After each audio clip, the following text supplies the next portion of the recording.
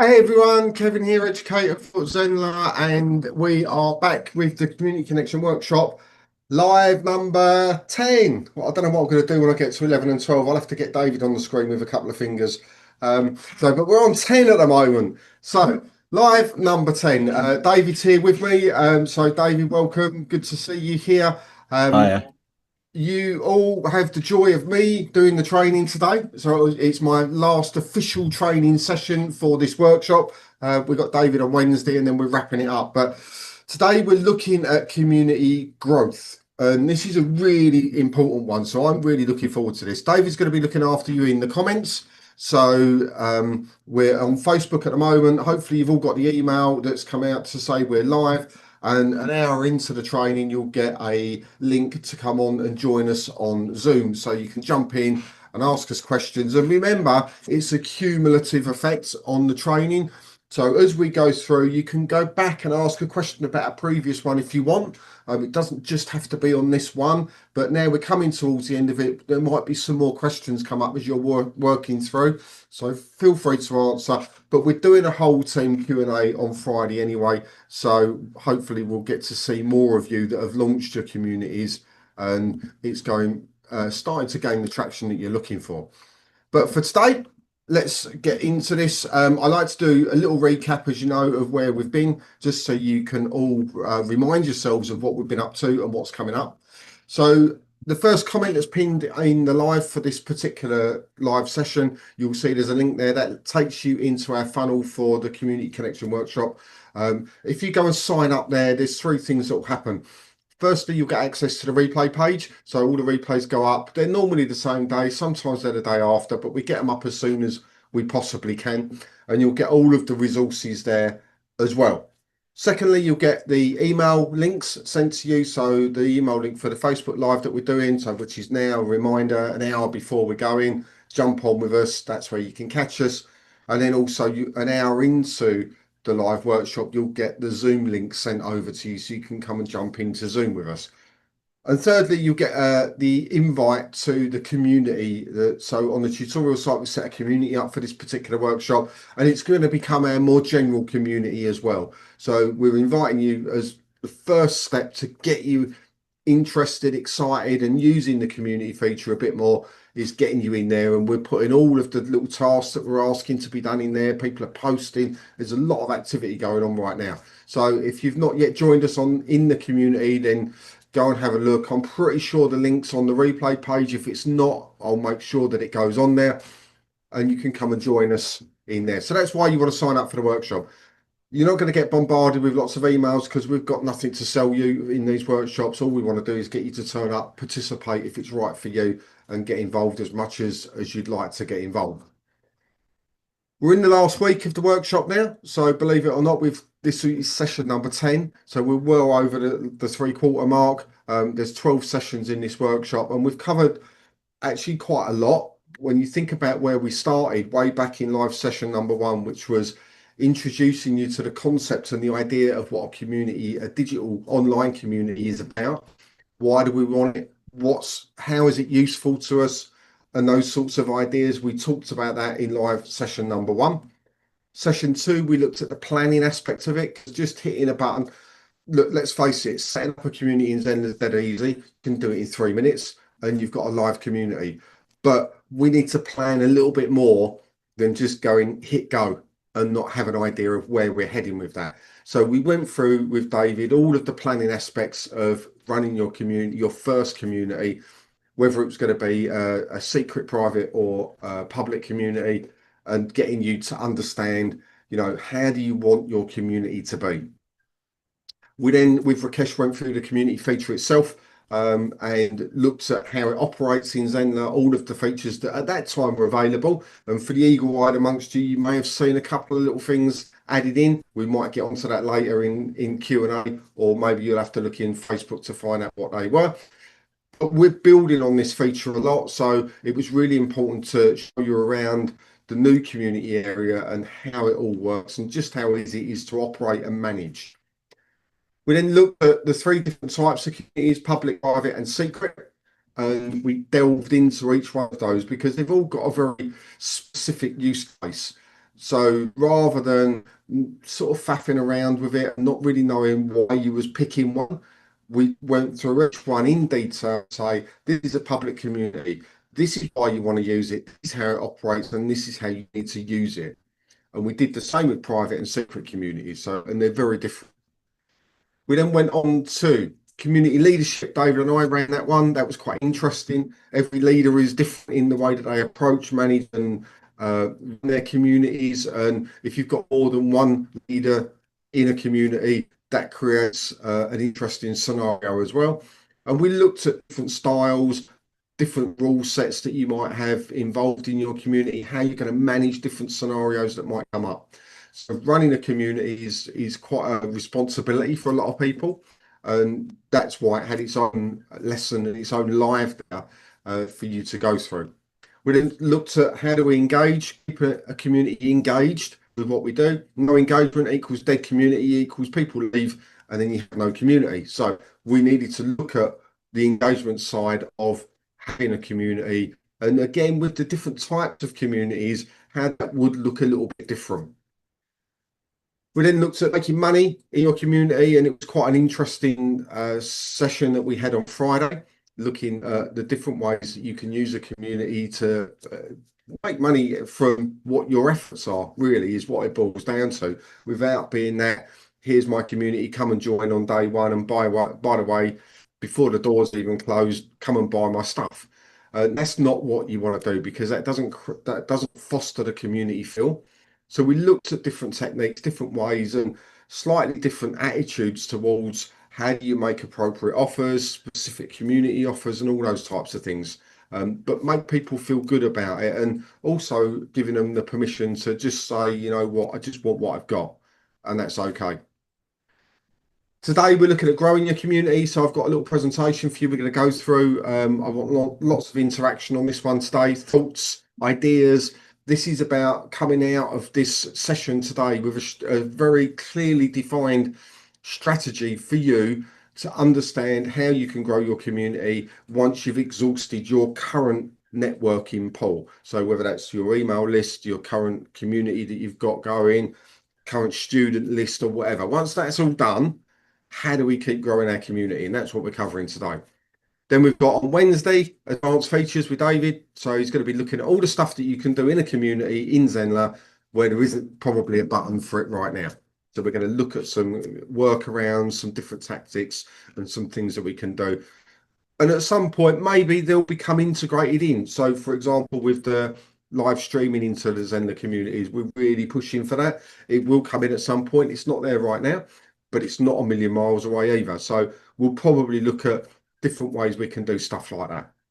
And then we wrap the whole thing up on Friday with the live Q&A session. So pretty much the whole team's going to be there. Definitely myself, David, and Rakesh will be there. I'll be pushing Rakesh to tell us about some more feature releases coming up in the community area, because look, we're really building this to be something quite special with the communities that you're getting involved in with your course business. So it's becoming an extension of what you're doing. Therefore, we need to make sure we know where this is heading so you can plan for the future. It might be, we can say within 6 months, live streaming will be in. So you know to start planning that ahead of time with your content plan and all of that stuff. So we've got an exciting one today. So I'm looking forward to it. As I say, David is here. He's in the chat. So if you get involved in the conversation going on there, then by all means, please do so. That's going to be awesome. And then we'll try and manage it in both places, in Zoom and on Facebook when the link comes over. But for now, let's get on with today's training. So I'm hoping this will be finished at around about 3 p.m. BST for you to be able to come in. There is a lot to cover. It's not as big as some of the marathon sessions that I've run recently, but this is quite a broad subject to cover, and it's going to be a marketing 101 situation where you're going to walk away knowing exactly the steps you're going to take to build your community. And I'm going to give you lots of options for you to work out the ones that you want to take that's going to work for you, because people will work differently. It depends on what industry you're in, what community you've got or you want to build, and the types of people and all of those things. So we're going to get into that now. So let's have a look. Here we go. Right, I'm going to turn my camera off for a moment. I might pop up if I get hyper animated and excited. You know, I like to wave my arms around a little bit. So if I get to that point, you can all see me in the corner of the screen. But for now, we're going to concentrate on the presentation. So are we all ready for this? Are you excited to get on with this? Because this is probably as critical as you're going to get within this workshop. Because if we don't understand and we can't comprehend the idea of community growth and how we're going to do it, you will start off with a thriving community. You may get 10 people in, 50 people in, 100 people in that you know they're all very excitable at the beginning. But if you don't keep introducing new people in, you're going to end up with a problem real quick because people leave, because their circumstance change, you then shrink, and then the interaction goes down, and then people stop coming back because they don't see the value in it. So this side of things is really, really important. And all of the management side and all of that aside, if there's nobody in there for you to look after, then what's the point? So this is what we're going to go into. So we're going to talk, this is going to be a guide. It's going to be growing and promoting your online community. We're going to look at strategies that have been used, that work, that will not only increase the new members that you get coming in, but it's going to increase the visibility of your community, and it will create regular growth for your community. And we see this in Zenler all of the time. We see people coming in every single week, a sale on office hours every week. It's not because we're going out pulling people in by the scruff of the neck or anything like that. It's because we have that visibility now that is attracting people in, and we're using some of the strategies that are in here, not all of them, but a few of them, to keep that momentum going of getting people to keep coming along. So why community growth matters?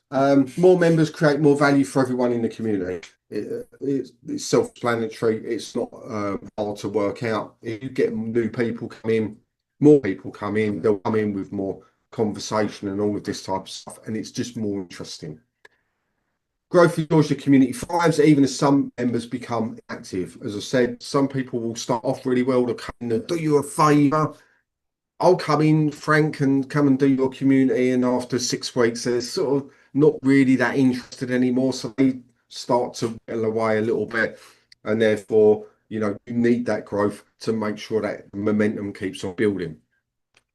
Larger communities, and a lot of what I'm going to be talking about today is going to be talking about the public community. Right. So I'm going to be quite specific about that because that's the easiest one that we can grow at pace. So larger communities generate more varied perspectives and content. So we want user-generated content. It's something that's really important within a community. We don't want to just be the person pushing out the information. We want our users to come in specifically in a public community, obviously with our eye looking over what's going on there, but we want them coming in, asking questions, talking about stuff and all of this. So it creates every time we create that new post that goes in there, whether it's you or a member, it creates that URL, it creates something that can be found online outside into the big wide web world.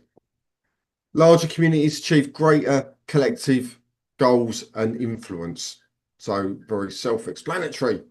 Now, to grow a community, we've got to understand our audience. We've talked about this in so many different workshops. I thought I'd throw it in here just to remind you, with any marketing activity, we need to know who it is that we're looking for. And it isn't, I've not gone into massive detail on this because we've done it in different workshops. If you go through some of the other workshops, there are whole modules and lessons dedicated to this, but it was relevant to being put in here as we go more into the getting in touch with the people that we want to come into our communities. We just need a reminder. We need to understand the demographics of the people. Who are the people that we want to come in, you know, on a personal level, you know, who are they? We need to understand their values, their pain points, their interests, their behaviors, all of these things. And we can also research as part of this, understanding our audience, where they are already, what communities they're in already. So where does our audience currently gather? Where are they online? Are they in Facebook groups, LinkedIn groups, etc., etc.? What keeps them engaged with them? And when you look at this, and this is part of your research in understanding your audience, so the demographics, psychographics, most of us know that.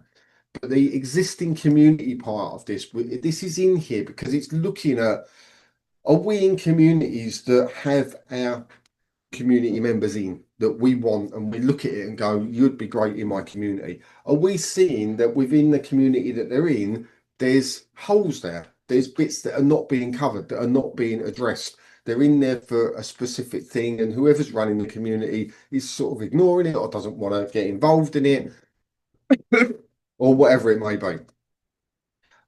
If you can identify that, that will really help you and put your community as a really great alternative or addition to where they already are. So when they start becoming aware your community exists and they're in one already, and it's sort of, you cover some of it, but you're covering the bits that aren't there as well, they're going to see high value in that, and they're going to want to be more involved. Revisiting your audience research as your community involves is really important, and this helps to make sure that your growth strategies remain aligned with your members' needs and expectations. So with most communities, people start off well. Maybe they've got a promise of what's coming up, and maybe they don't fulfill that. Maybe their community's been led in a slightly different way by some of the members, and some of the members that thought they were getting one thing, it hasn't quite worked. Well, that can happen to your community as well. So keep on revisiting your audience research, your understanding your audience. It's just like in any marketing we do. We need to go back to the client. It will evolve over time. As you mature as a community manager, leader, so will your audience. They'll change as you go. And what you want now might not be what you want in a year's time. You might decide that that's too time intensive, it's not beneficial to the other people that are in there, or whatever it might be. But keeping on top of that stuff frequently will really help you be crystal clear on who you want to bring in.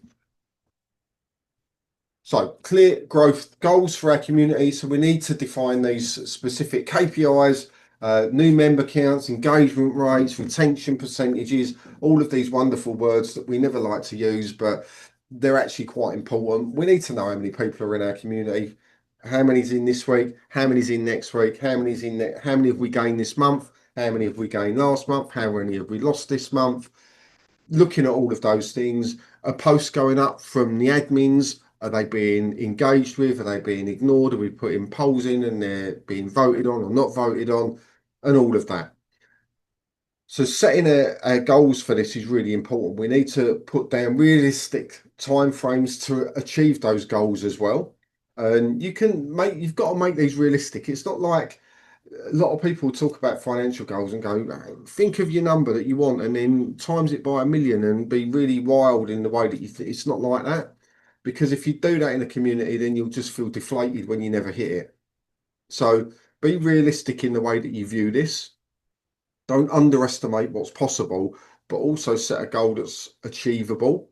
And that's something that's going to help build and continue that momentum going forward. And when that ball starts to roll slightly, it will get faster and faster to a nice pace that you can cope with quite well.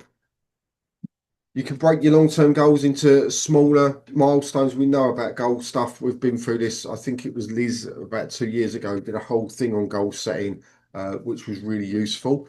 But breaking it down so it doesn't seem like such a big task. Put something in place somewhere that will help you track this.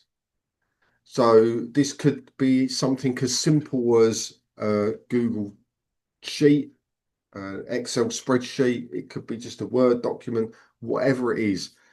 It could even be in a notebook, right? It doesn't really matter. But if you don't have it somewhere where you're recording what's going on, you're going to find it really hard to actually understand whether you're making progress or whether you're putting a lot of work in and you're actually going backwards. Because if you start with 1,000 members, you put loads and loads of work in, you get 200 new members coming, but you've lost 250.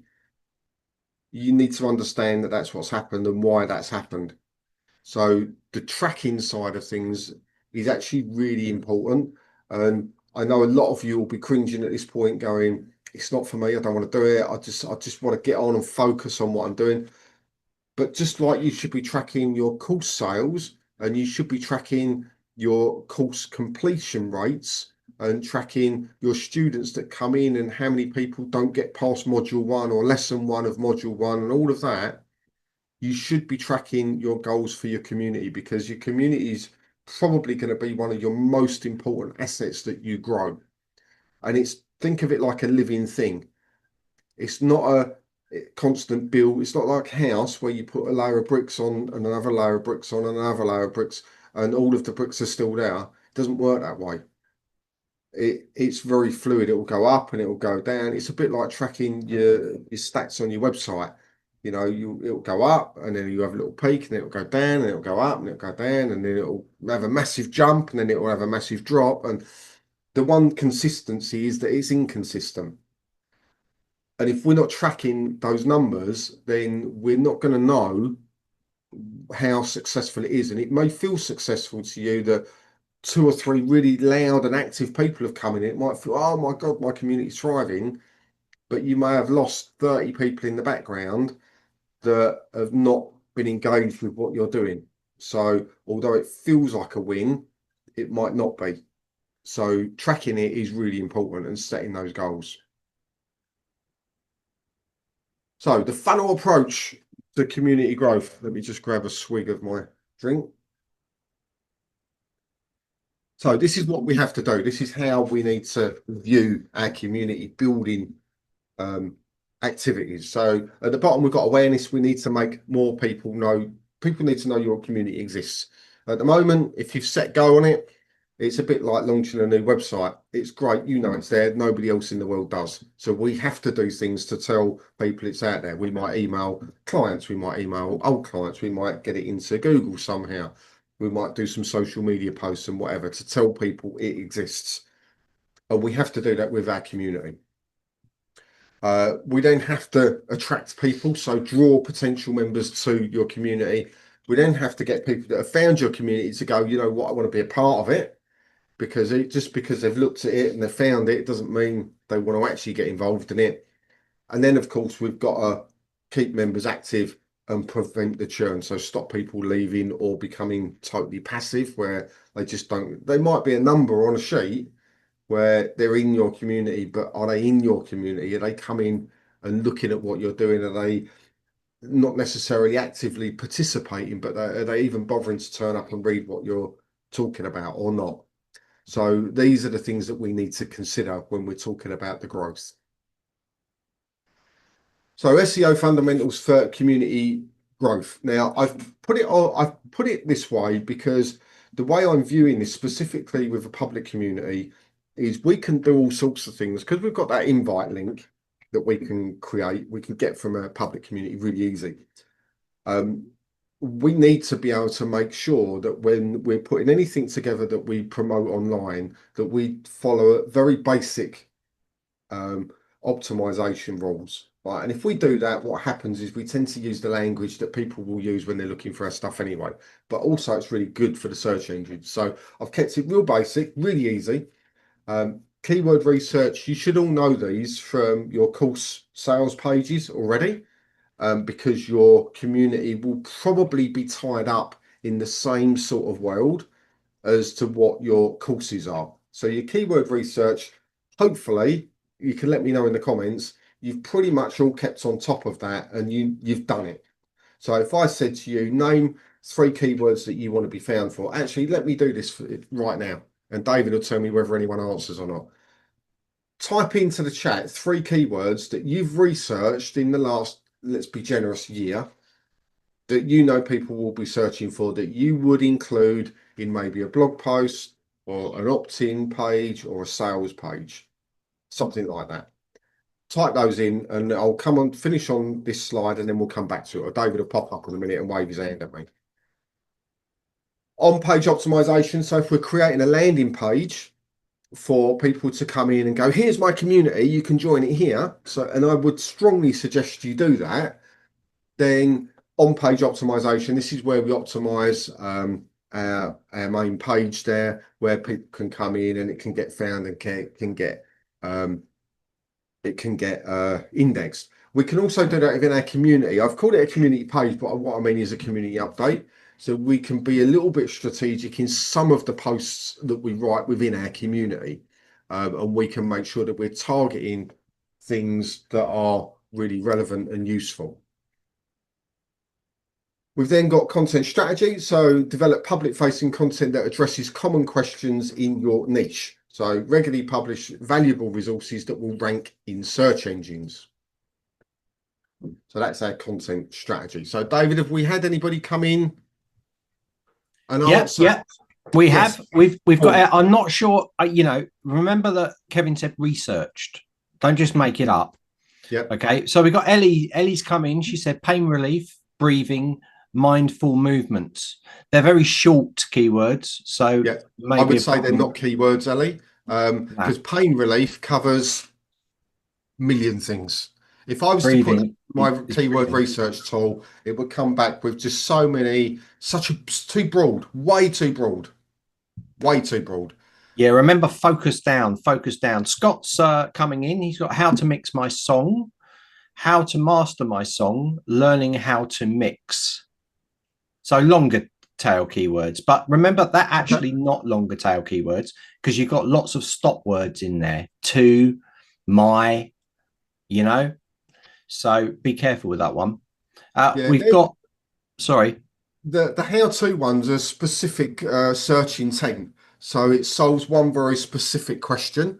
But what was the mixing one? How to mix?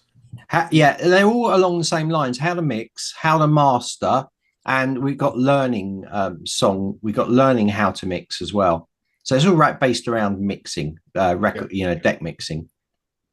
But that could be food mixing. It could be cement mixing. It could be cement mixer. But the point is, if it picks it up as part of a keyword, a key phrase, you could get false results come back, which means bounce rate goes up. They've not found you for the right thing.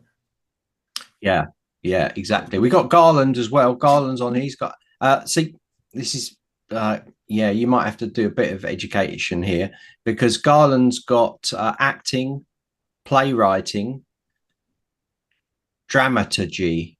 I don't even know that. Dramatology. Dramaturgy. So maybe that's specific. That's that could get a good one. Yeah. Right. So I think what we've learned from this is you all know buzzwords with your industry, but I'm not 100% convinced that you have actually done proper research on your keywords. Yeah. So it's a bit like me saying marketing, digital marketing. Marketing funnels. Yeah, they're not specific enough. Lives. Yeah. So workshop.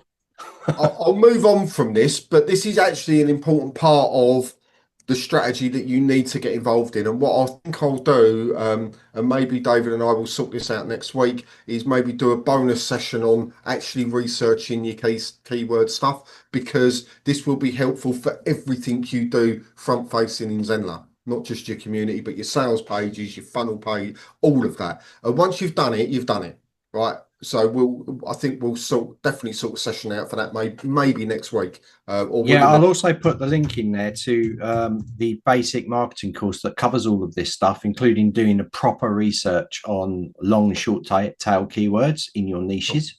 I'll drop it in there. Awesome. Right. Good. Well, nice that you've all contributed on that, and it's certainly, if nothing else, opens up the conversation for thought as to what's going on and where we're heading with this stuff, and all of that type of thing. So let's move on.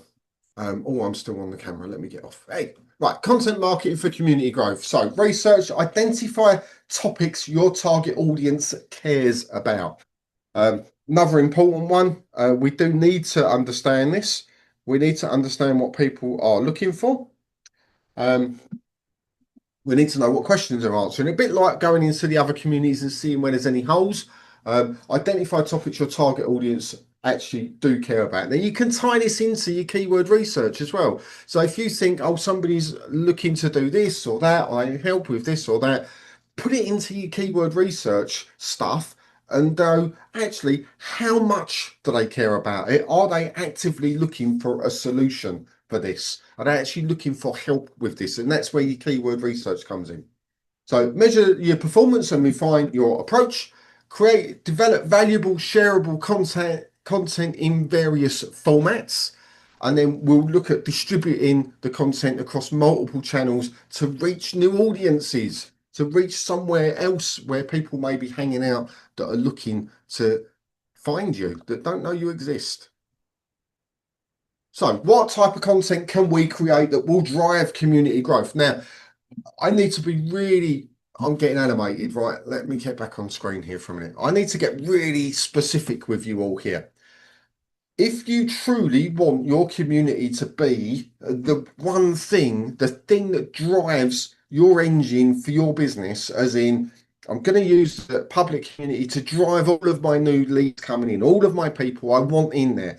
And you're going to use that to then take people into maybe private communities, into funnels, into courses, into webinars, into whatever it is. But if we're going to use that as the entry point, right? And that's our goal, right? To get them in there because we can start to build that relationship really, really quickly. You have to eat, sleep, and breathe the promotion of just that community. Okay. Now you'll say to me, oh, but this is mental, right? I've got courses to sell, and I've got this to sell, and I've got that, and I've got this funnel working, and that, and all of that. Remember, if you dilute your message down too much, people just will do nothing. That's fact. If everywhere you are, you talk about either through any of these, so with blog posts, with videos, going onto YouTube, with podcasts, audios, visuals, all of that stuff. If everything, the only thing you say to me is, come into my community. We talk about this there. Come into my community. It'd be great for you if you're doing this. Come into my community. If you've liked this blog post, you want to find out more, come into this community. And everything just says, come into this community. I guarantee you, you will never be short of new members coming in. The point you will get short of new members coming in is when you start going on a Monday, here's my blog post, come and join my community. On a Wednesday, oh, here's my blog post, come and join my funnel. On a Friday, here's my blog post, come and join my webinar. On the next Monday, here's my blog post, come and join my in-person event, and all of that. Because what you're doing is you're sending them all around the houses. And the purpose of anything like a community, which takes effort, and doing it correctly, it's a bit like if you're doing the launch, an actual proper launch of a course. And most people don't do that. Most people do like a 4 or 6 week thing. But if you look at some of the others that go on, it's normally 3 months lead up because all they talk about is that one thing. And then they open the cart up, it's open for a week, and then people come in, they buy it, and then they're gone. Right. And that's how they do it. But they focus every ounce of their energy, their marketing energy, into that one thing. Right, get on my email list because when I open my cart up, you'll be the first to know. Right, all that type of stuff. We need to be that singularly focused for our community when we're out there doing anything. So, types of content that will drive this.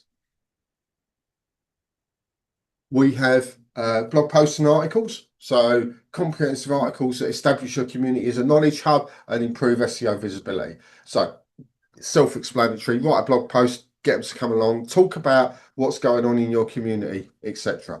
Video content. I'm not going to go through all of these because you could go back and read these afterwards. But video content, if you're a YouTuber, you're going out, you're doing reels and all that stuff, amazing. Podcasts and audios, visual and interactive content. So quizzes and tools and infographics. And basically, if you think it and it can be created, go and create it, right? In as many different formats as you can, getting people with those interests, those needs and those desires directed towards your community to get them to come in.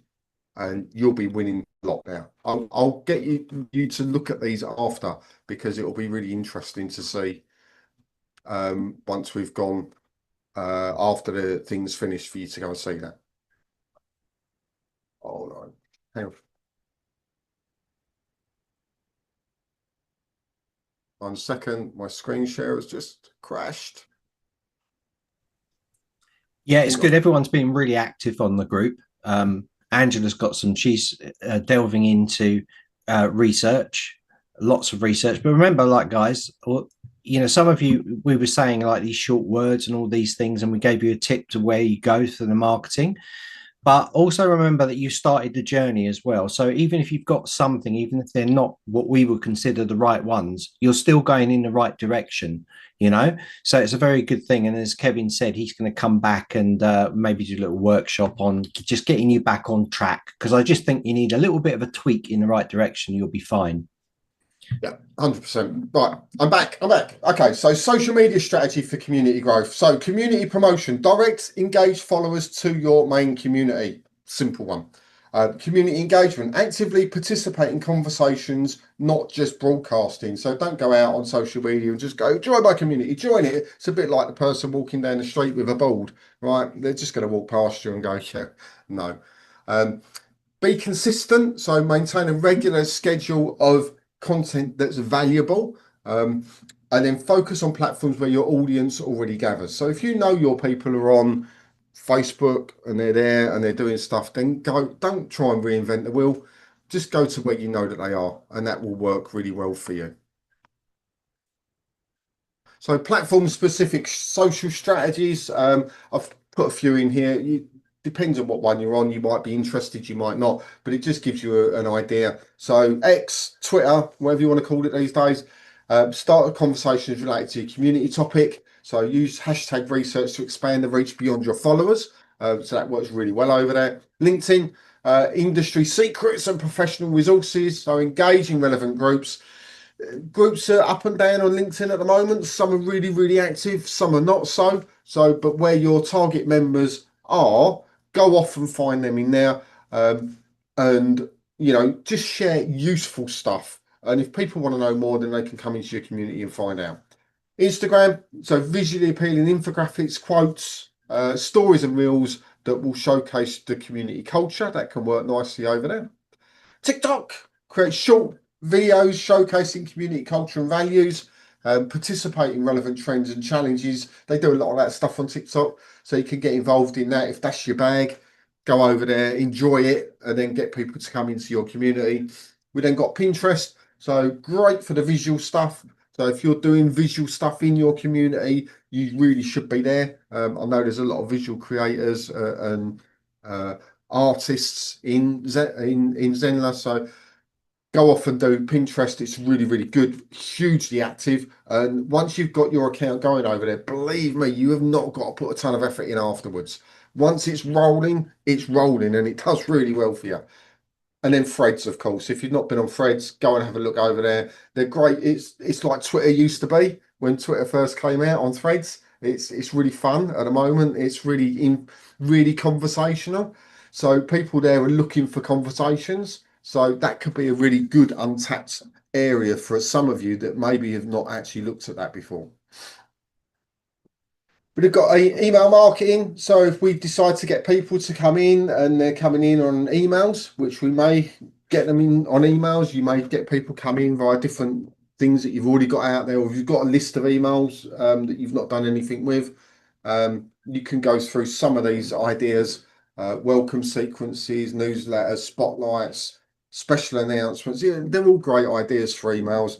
You haven't got to work out too much of a big strategy about it, but it is good to sort of tie it up with when people are coming into your community, that you can then email as well. And we've got the feature in there where if we put a post up, we can email that post out. It's not really the same thing, but we definitely can request people to, once they're in our community, to go on to some form of email list for them, and then we can just send them out interesting stuff.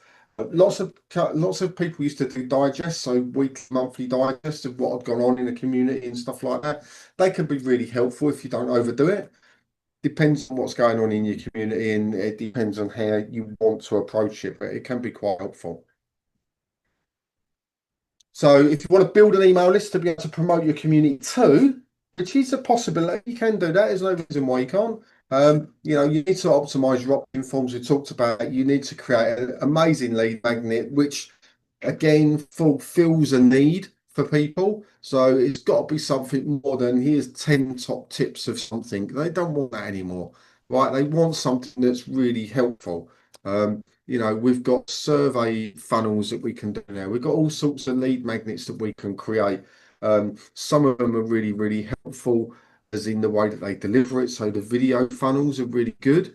And you can get them to come in via that. There's all sorts of ways of getting people to come in onto an email list so you can then email them out about your community as well. So webinars and events, they're always nice to get people to come along to, and they can be quite helpful as well. So partnerships for community growth. So think about some of these. They may not be something that you've thought about before, but these are all ones that I've been involved in over the years that work really, really well. So complementary communities. So partnering with other community owners that you do not compete but serve a similar audience. I talk about this so many times within Zenler as a course creator, but I've never mentioned it before as a community owner. And this is really important because if you've got someone that serves the similar audience, but their community serves a different purpose, then there's no reason why you can't partner with them. Just like you would affiliate for somebody else that does something that you don't quite do, but it complements and is exactly what your client or your student would look for. Media outlets, so appearing on podcasts, publications where your audience gets information. So talking about going on there, giving really, really helpful information. You always get asked on a podcast, how can people get in touch with you? Well, you can join my community, you know what? And we'll share the link after this podcast gets published, blah, blah, blah, blah, blah. And off they go and in they come. Course creators, collaborating with course creators who offer programs related to your community topic. Similar to the complementary communities, this is the course creator side that I always talk about. And then developing relationships with professional associations in your field. So, for example, if you're an osteopath, I know there's certain official bodies for osteopaths that they can join. And you may well be able to get in there and be able to help those. And if they're publications that go out and people read them that your audience, then they're going to want to come and get involved. If some of you are musicians, I'm sure there's a musician or there's Garland with his theatre stuff. I'm sure there's places where you could reach out to start to develop that professional association that will really help grow your community.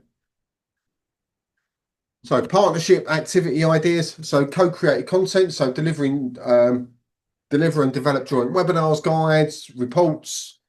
Each organisation promotes to their audience. So it's a very much a win-win on both sides. Some of your people might go and join them. Some of their people might come and join you, but you get new people. Cross promotion, feature each other in newsletters. So, or social media. There's nothing wrong with doing that. It doesn't detract from what you do. It's a really nice thing to be seen, to be caring and sharing and all of that stuff. Works really, really well. Shows that you're very much a giving, an inclusive person in how you operate your business. Joint events, so you can host collaborative virtual or in-person gatherings. So share resources, speakers, and I've put some in-person stuff in this because I know people. We've got people in here. The name's escaping me. That does the sports massage, and I know that she's got all of her people that are coming in and her clients and her course people are people she's met in person.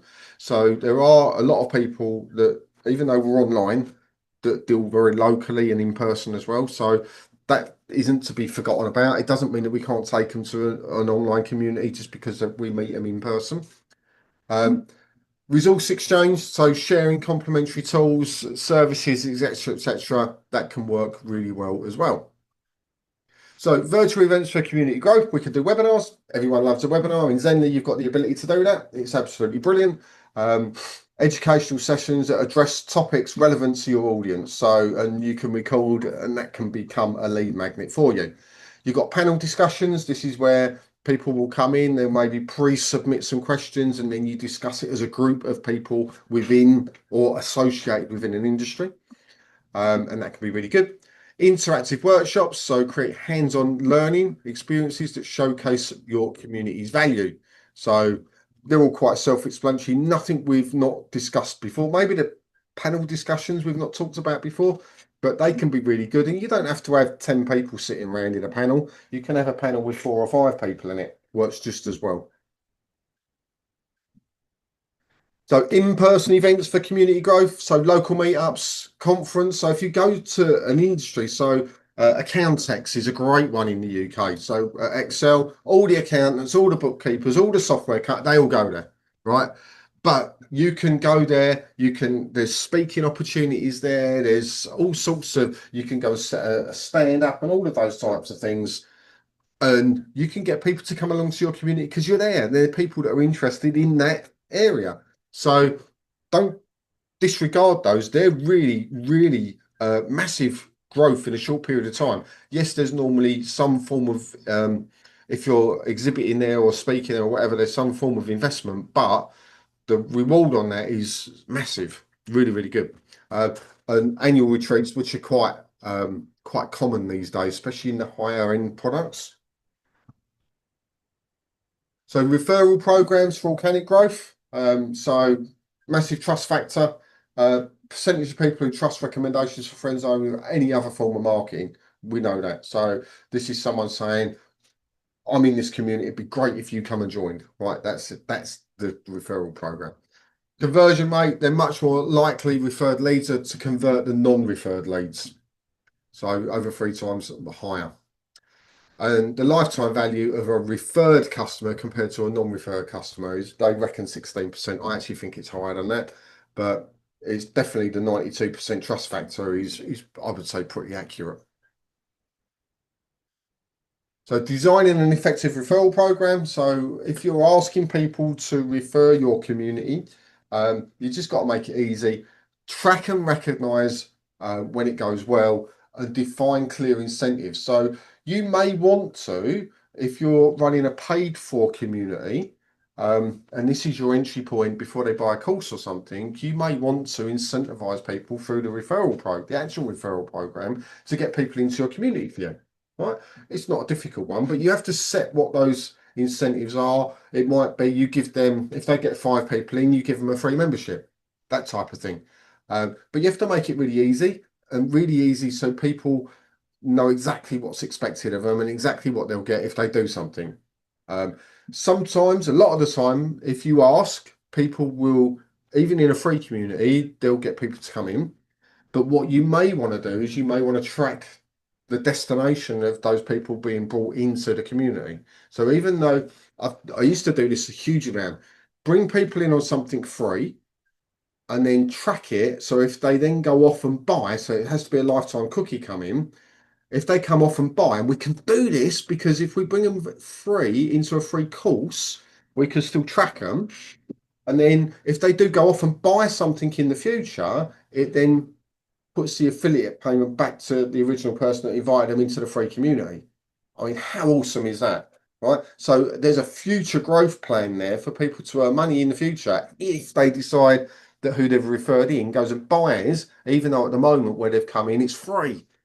That just blows my mind. Look, I can't tell you. Let me just show you. It blows my mind. That's it. I mean, I can't. These things when they come to me like this, it's just like, how good is that? Right?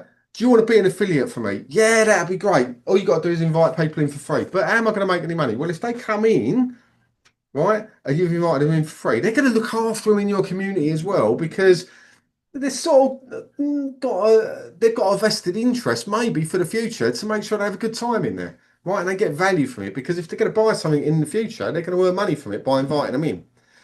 So think about that. Think about the logic behind that one. That's a pretty cool strategy. I like it a lot. I've done a little bit on paid advertising. I'm going to scoot past this one.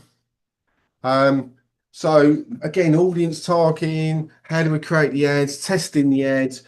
I've put these in here because people do promote free when they're paying. So you can advertise things like Facebook, Google ads, Facebook ads, Twitter ads, whatever they are now. LinkedIn ads if you're a multi-millionaire, because they're expensive, man. Um, and things like that. Insta ads, they're quite good. But they all work very similarly, as in, you need to know your audience, you need to know what it is. They need to be really interesting. They've got to capture people's attention real swiftly. Um, and you've got to sort of take them through this sort of process. So you've got to, there's the awareness phase, the consideration phase. What, what am I going to do? Am I going to get interested in that? Well, how do you the awareness phase is, look, this is here, this is me. I exist. This is my purpose. This is my vision, blah, blah, blah, and all of that. The consideration phase. So why would you even consider getting involved, right? The specific benefits, testimonials, all of that. The conversion phase, special joining incentive. Come and get involved in my community. We're about to start this. We're about to do that. You get discounts, all of these things. And then, of course, when they're in there, how do we get them to stay? So we can do retargeting strategies. I'm not again, awareness, benefits, testimonials, conversion. You can go through these at your leisure, because I actually don't think it will be great to go through all of the paid ones at the moment. But we can look at other types of ways of creating content, and content syndication is quite good. So this is going through content that we've already done somewhere else, and we've repurposed it, we've syndicated it, we'll put it somewhere else. So Medium is a really good place to be. If you've not been on there, through Facebook. Thought leadership articles do really, really well over there. And they do attract readers. They're all readers over there, and they really like it. LinkedIn articles, incredibly well. They get the professional audience. It's lightened up a lot over there at the moment, but republishing content tailored to business and career, that can help. Publications, if you know any industry publications that would be really beneficial for you to get involved in, to get people to come over, you could do that there. News aggregators, so extend visibility by having your content featured on platforms that curate relevant industry news. Just think about that one for a minute. So if there's something going on in your industry and it's hot at the moment, the accountants have it. I mention the accountants because they have it easy. Every year they get the tax hikes, the budgets come out, the year account stuff, and all they're all over. They should be all over this. If you're an accountant watching this and this is your thing that you're here to do, you should be all over the news aggregators. And partner newsletters. So collaborating with complementary brands to feature your content in their established channels. I've put email channels, but it can be their established channels. So we can create and we can expand our reach by guest posting. So this is a really nice way of doing it. So research sites with audiences overlap with your target community. Look for publications that accept guest contributions. Guest blogging, the easiest one in the world, right? You've got to go in, you've got to look out for them, you've got to understand who these people are writing to and who they're interacting with and all of that. And then you've got to go up and you've got to convince the owner of that or the editor of that site, I want to write a guest post here. They all know you want the link back. They know you want to be in front of their audience, right? But what's in it for them? What have you bothered to understand their audience? Is it relevant to their audience? Is it something that's going to tread on their toes, or is something going to make them look good? Right. And if you can get those 4 things right, they'll be all over you. And they won't want paying for it either. The decent ones won't want paying for it. So engage with the publication's content before pitching. Just said that. Create unique angle for both audiences and demonstrate your expertise. So often sending over a guest, a pre-written, here's a gallery of stuff that I've done, that type of thing before. Here's some examples of stuff that I've written on this particular subject. I can do this for you, blah, blah, blah. Really, really worthwhile. And include a compelling bio and a clear path to your community. So they will love that. So PR and media outreach. So position community leaders as expert sources, so we can use them as commentary opportunities. Press materials, create media kits and press releases. Those should be really something that you have in your Zenler site as a page, maybe not as a public page as in LinkedIn somewhere. A lot of sites will look for media stuff, media kits. So if you've not yet understood what one is, go and Google it, because you'll see some really, really awesome examples of media kits and stuff for press releases. And I'll tell you what, that's what the journos are looking for. So if you haven't got it, you can have the best thing in the world. Often they'll just ignore you because that's what they need. And you've got to work in their game, not them work in your game. Look out for journos and different outlets for building those media relationships. X is still the primary place to go for journo requests. You know, and you'll see loads of stuff on there that will be relevant to your industry. And then identify stories that have a broader appeal. So don't underestimate these ones, the media relationships and the media kits. They're actually for boosting your community and getting your community noticed. That's massive. That can be really massive and often free. It's just getting in at the right time with the right people. So creating newsworthy community stories. So milestone achievements, human interest stuff, original research, so conduct and publish studies based on your community's expertise, and then relevance. They're all self-explanatory. None of them are rocket science. I think we all completely understand what they are. And most of the time when this stuff comes up, it's inconvenient for us because it either means our business gets busy or we miss it, or something happens and we don't get to do it when we need to do it, or we haven't got the connections in place or whatever. But if I'm talking about it now, so you can be prepared for these. So if any of these things come up, you can go, oh, I know a journalist that might be interested in it. I know a publication. I know a guest place that takes guest posts for this, blah, blah, blah. You've got it all ready and set up to go. So community awards and recognition, so member recognition, industry awards, and hosting your own award. These are all great ways of publicising your community.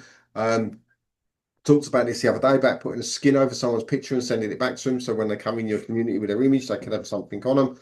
You can just hand out digital awards until such times as gamification comes in. You can nominate your community for relevant industry recognition. So think about that and think about if there's anything going on. Do a bit of research around that. Or I know people that just set their own awards up. They just go, right, I'm hosting an awards thing next year. Right, I've got 1,000 people in my community. I'm going to go and do it. And I know people that run whole evening events where people pay to go just to be told they're the best speaker, they're the best learner, they're the best one that's done this, and all of that. It happens, and it's not as unusual as you may think, but that takes a lot of work, that one, to host your own awards, but very rewarding. So UGC, user-generated content. So how can we leverage user-generated content? So first thing is we need to encourage them to create it, right? So prompt your members to share experiences and insights, get them to publish them in your community so they can go out there, be indexed, be found. We can talk about it then. Use shared content to strengthen the connection. So this helps build our community. Acknowledge contributions, so recognizing and thanking members who create the content that goes into our public community. And then share the user-generated content across official channels, but of course attribute it to them. And that one's really important. Often people will share, but they won't attribute.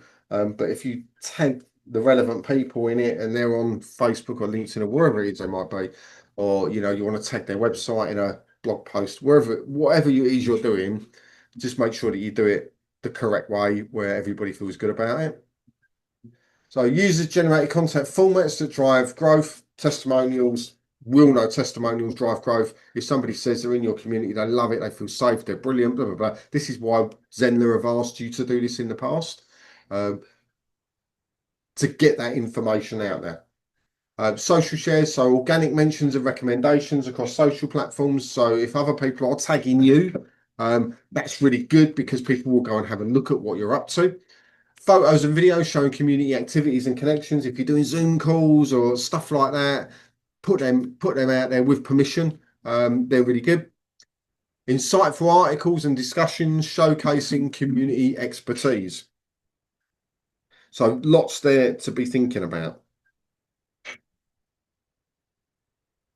Community challenges and campaigns. I'm not going to go through all of these, but I've done it so there's different types of challenges, what the benefit is there, and what an example may be. So a learning challenge that demonstrates value, that's the benefit. It could be something like a 30-day skill builder. Content challenge, this helps create assets in your community, and it's got that daily creation sprint going on.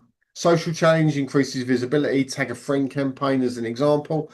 Zenler ran one of these on Instagram recently to win a voucher. Contribution challenge builds engagement, and then it's like community improvement week or whatever it may be. So creative challenge ideas. So introduction marathon, encourage all members to introduce themselves in a specific time frame. We've got you to do this on this workshop, right? Create templates to make participation easy and consistent. So if they're worried about how they're going to look or what they're going to do, or they don't know what to do, create like we do. We create, oh, here's a Canva template for you. Just fill them, put your picture in and just type your name or whatever, if that's how you want to do it. Unite members around creating something valuable together. So share the final product publicly with attribution to all members. So this collaborative projects. And then member spotlight chain. So have featured members nominate the next person to highlight. So create structured questions that reveal interesting insights. So the growth flywheel. So attraction, new members discover and enjoy your community. Referral, satisfied members invite others to join. Activation, members have positive first experiences and engaged. And then retention, consistent value keeps members active over time. So I would suggest you take a snapshot of that, picture, copy it, whatever afterwards, and remember that. So that for me sums up a lot of what we've been talking about. Tell them it's here, get Peter and Paul to invite them in, really look after them when they're in, and then make sure they keep getting the value. And that keeps everybody happy and it keeps you with a thriving community. So growth challenges and solutions. So we're all going to find growth challenges at some point. We're going to go through ups and downs. Low initial engagement. So you've got to go in and stoke the discussions, highlight early contributions, make sure that you're driving that initial engagement that comes into your community. Content plateau. So introduce different formats. If you're finding that you're putting stuff out and it's just not going anywhere, then try different formats. Try getting guest creators coming and contributors, someone different doing something than what's going on currently, because what you're doing, maybe it's too much of the same thing, but you need to make sure that there's other angles coming in different ways, frame it a different way, get different people to come and say it a different way. If your growth is slowing, experiment with new channels and referral incentives. So if you've been really hammering Insta and it's just dying off and it's just not working anymore, you've had a little bit of a spurt and now it's gone, go somewhere else, try something different.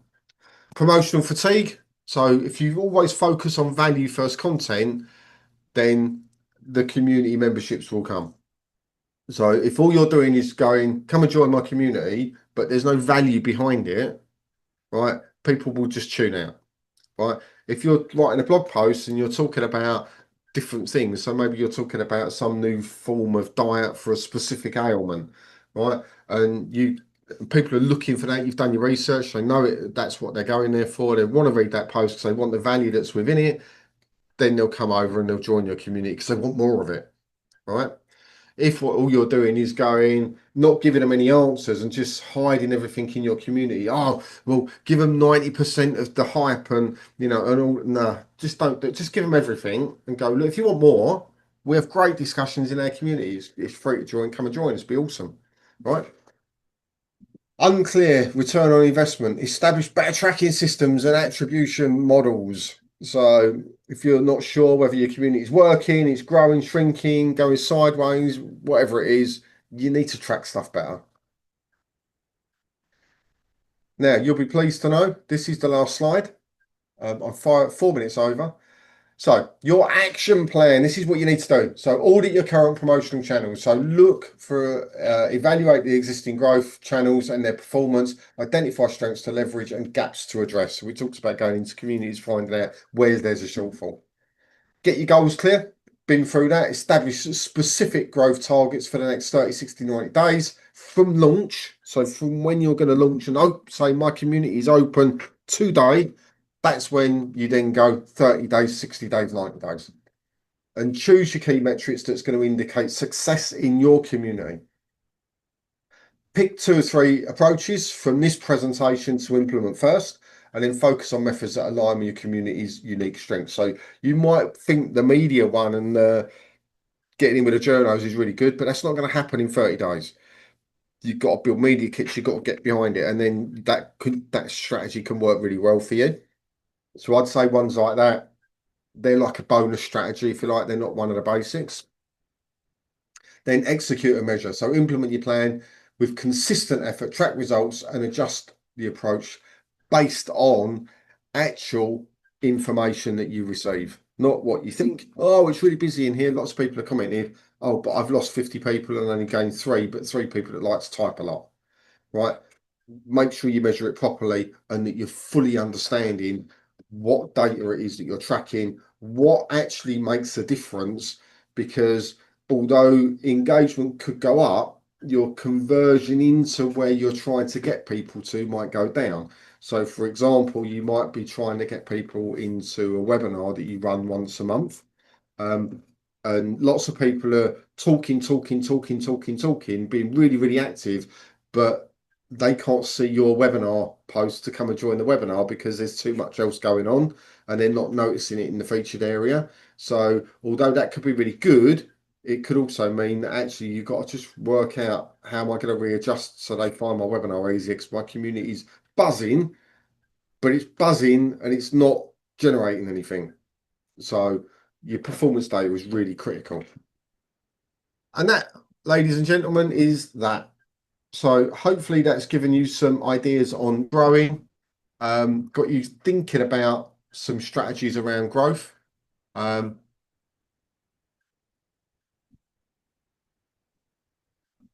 Something about emails, but anyway, okay.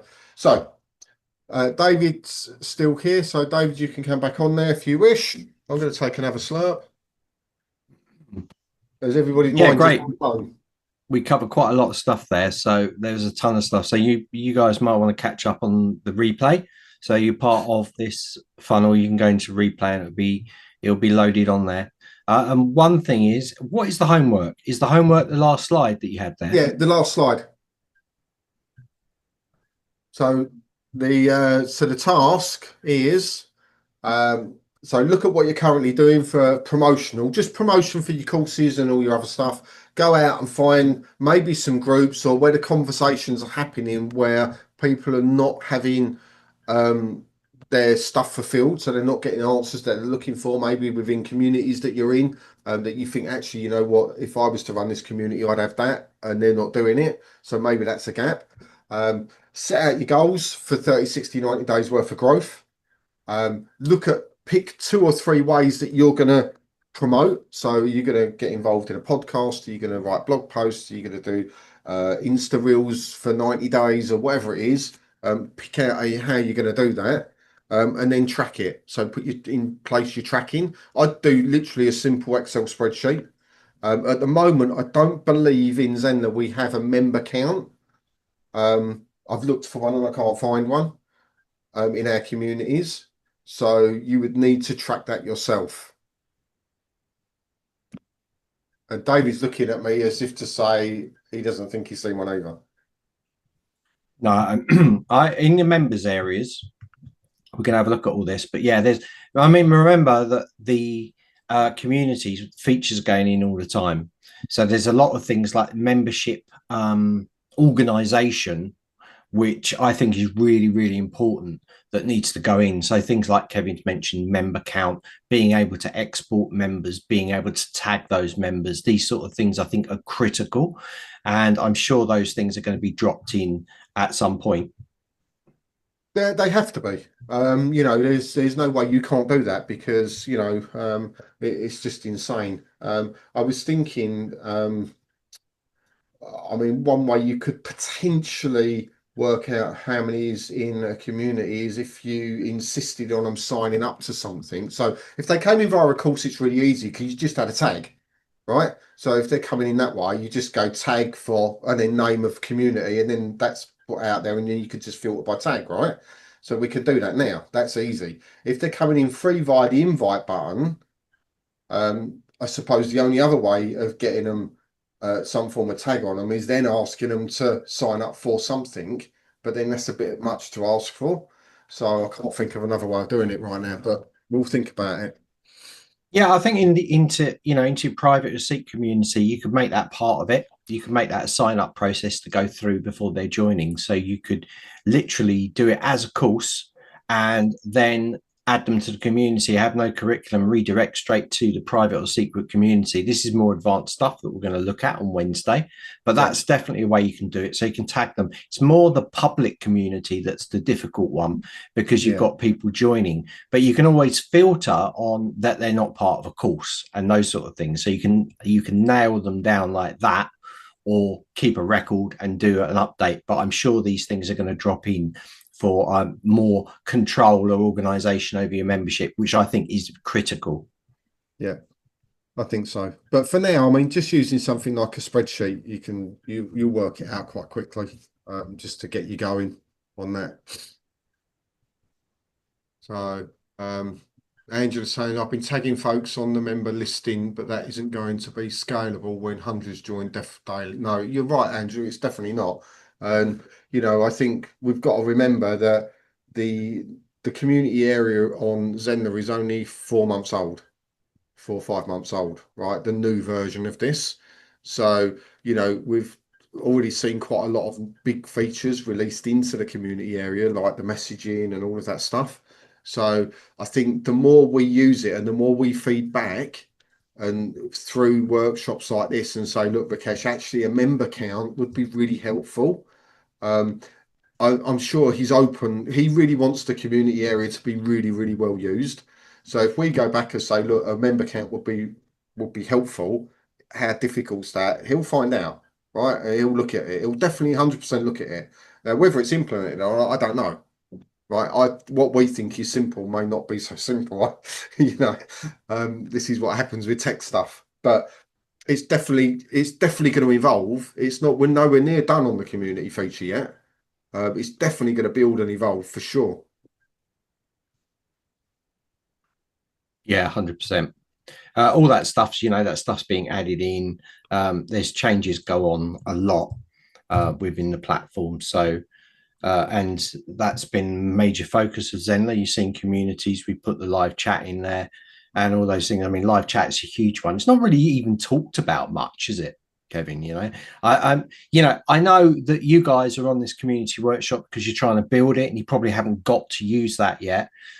So this is a perfect time for you to start scaling this, because lots and lots of little updates are going to go in that you can tell your users about as well. Look, now we got live chat. Look, now we got this, we live streaming and all of these things.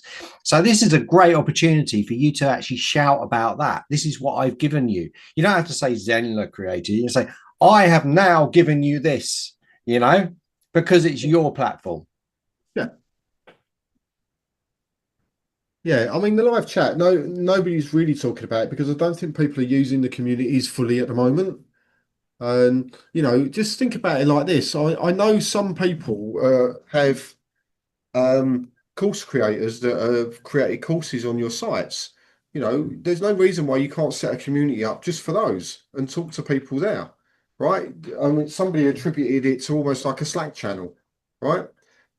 Just go in and set a community up, put your course creators in there. We're starting to do it as Zenler. We currently use Teams. David and I hate Teams. So we're starting to actually just set ourselves up on the tutorial site with our own little community, and we're setting up our own little chats. And we're now getting used to that as well. Once you get used to it, it's easy. It's just getting started with it, right? But there's no reason to say it's got to be this or that, or it's got to be only a client facing scenario. You can use it for your internal team. Some of you work with VAs, I know that. So you could set up a community with your VA. and put stuff in there. Different to a WhatsApp. If you're fed up with WhatsApp, you could use that. And if they're working in your site and you're working in your site, it sort of makes sense. So Yeah, and community and live chat all on your phone. So you got it on the go as well. Well, and no heavy app like Teams, which is huge and yeah, buggy. and I can't tell you how many times people turn around to me and go, "Not another WhatsApp chat." I mean, it's become a phrase now, I think. Because when I take clients on, I set up a WhatsApp. Oh, not another WhatsApp group. Yeah, it sort of is, mate. There's not a lot I can do about it. But that could be something that's a bit unique for your members as well. That they've got the app, but it's not pinging off every 15 seconds like WhatsApp does. So they've probably muted WhatsApp. Most people do, so they don't actually see it in real time. But they might leave the Zenler app, so they pick the notifications up quicker on it because it's not being overly used. If that makes sense, am I making my point Yeah, on that? yeah. Or turn it off and then turn it on when they want to commune. So you could set it. You could always set it for hours. Yeah, Scott mutes everything. My missus tries to mute me, but it doesn't work. He's tried. He's tried, Kevin. Scott, Uh, brilliant. but there we go. Right. Does anybody have any specific questions about communities? Because we're sort of the next one that we're doing is the advanced stuff, right, which is on Wednesday. So if there's anything about whatever we've covered over the last 10 sessions, you can ask, or you could save it for Friday if you want, where we'll be going deeper into it. But on Friday, just as a heads up for you all, I think we're going to work it slightly differently. I think I'm going to take away the Facebook link and get you straight into Zoom because it's a whole session Q&A, right? So you'll come straight into Zoom, but I want to be asking all of you to come on and share where you are with this. What are your plans? So my question to you on Friday will be, what are your clearly defined plans for your community?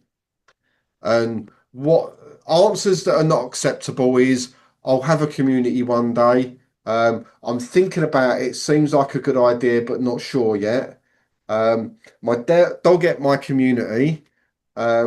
They're not acceptable responses. Acceptable responses are I've done my planning, I've done my research, and my launch date for my community will be XYZ.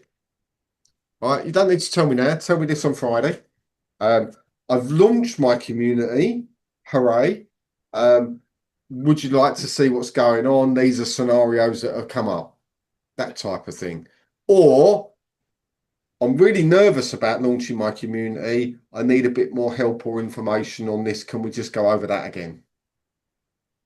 Right, so we've got three that are not acceptable, including the dog ate my community, and three that are acceptable for Friday. Are we all good with Yeah, we that? got. Well, I think we are. We got Scott. Scott's put one down, and this is quite interesting. Right now, it's like a piece of abstract art, figuring out which way is up. So yeah, I understand. So maybe some clarification if you come on camera on Friday, that'd be really good because maybe we can clarify things with you with your particular business model. Sounds good. Everyone happy? Right, are we all good? I was going to give people a sneak preview of what's going on Wednesday. I'm super excited. Yeah, thank you very much. Angela's good. What's that you've just put in there? That's what's going on Wednesday. Oh, It's only for you guys.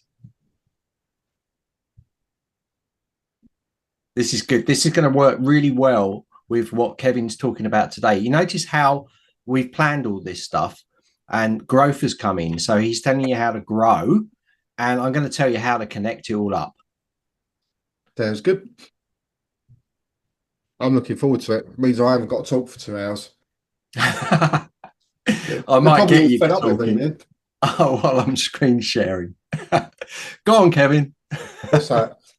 What's he want? Yes, thanks. This looks great. Oh, that's all right. Yeah. Right, perfect. Okay, right, let's wrap up then for today. I think we've covered everything we need to cover. You've got what you need to go and do. Replay will be up either late this afternoon UK time or by tomorrow morning. Has everybody hopefully everybody's got the they've subscribed to the funnel because you've got the email. I'll ask David to just double check that we've got the invite link for the community on the replay page. I thought we'd done it. I'm not sure if we have, but yeah, you put it in there. I dropped it in again. But remember, with the Zenler community, we have Ellie's asking. It would be interesting to see how you share how the Zenler community grows. So remember, we've only really launched this since the beginning of the workshop. And this was Kevin's idea to sort of build it on there. So we haven't really told everybody about it, no. and we haven't sent a link out to all our thousands of people to come in there either. So it will be interesting, especially the people that don't like Facebook, that are probably not here, probably not even seen the workshop. So that's going to be very interesting when we do explode it on there. But we got to make sure the infrastructure is all correct for it. We got to make sure that someone's going to maintain that and look after it. Because at the moment, all we're doing is looking after the Facebook group, and our other social channels. So you've got to allow for this as well. And you've got to be careful with time management, because you don't want to be jumping across. All of this stuff has to be planned as well. 100% agree. So yeah, we've been doing it gently. We're not in a rush. We're probably, as I said right at the beginning, we're probably not going to shut down the Facebook group because it's still a lead generator for us, as in people find it because it's a well-established group. They'll come in and then we'll encourage them to come over to the Zenler community. But you lot are like the founding members of the first ever Zenler community, right? Run by Zenler. You lot are the founding members, the first select group invited in. If what's his name was here, Uke, Mr. Uke, where is he? John, if he was here, we'd get him a T-shirt that said it, so he can have another one. Founding member of the first Zenler community. I think, do you know what? There's not that many in there. Maybe we can do a swag thing. We have to talk to Rakesh about it. Maybe all of you guys that are actually in there currently, okay, we'll do something like that. Send you something out. Make sure there's not a lot in there, actually. No, so we could. So that'd be a nice thing. And I think custom one. I reckon we could do that. Why not? But yeah, anyway, right, listen, thanks everyone. It's been an absolute blast as always. Thank you for coming along. Thanks for supporting what we're doing. Hopefully you found today's session really useful. David, thanks for looking after the chat. Appreciate it as always. We will be back on Wednesday at 2 p.m. BST for the last official training of this workshop. So we're going to be looking at advanced techniques, stuff we can do where there isn't a proper button there to do it until such times as there does become one. So lots of extras thrown in there. I'm looking forward to it. I can't wait. I love these ones because it gets you thinking outside of the norm. So that's going to be really exciting. Come along, get ready. If anyone's stuck, you know where to find us. Zenler community on the tutorial site. We're in there every day at the moment. So ask your questions, share what you need to do for today. Go and watch the replays if you need that as well, because you can pause and stop and all of that. But for now, enjoy the rest of your day. Have an awesome couple of days, and we will see you on Wednesday, 2 p.m. BST. Looking forward to it for the live number 11. David, finger 11. Have a good one, everyone.